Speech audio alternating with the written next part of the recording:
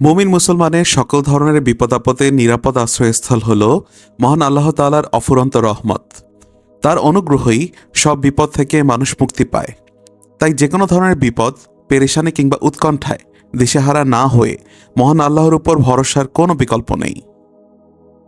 রাসূল সাল্লাল্লাহু আলাইহি সাল্লাম সকল বিপদ, পেরেশানি, চিন্তা থেকে বেঁচে থাকতে আল্লাহর কাছে সাহায্য প্রার্থনার আমল করার কথা বলেছেন। হযরত আবু দারদা রাদিয়াল্লাহু তাআলা আনহু বর্ণনা করেন, যে ব্যক্তি সব পেরেশানি ও উৎকণ্ঠায় এই দোয়াটি সকাল সন্ধ্যা 7 বার পড়বে, সেই ব্যক্তিকে মহান আল্লাহ তাআলা দুনিয়া ও আখিরাতে সব পেরেশানি হতে হেফাজত করবেন।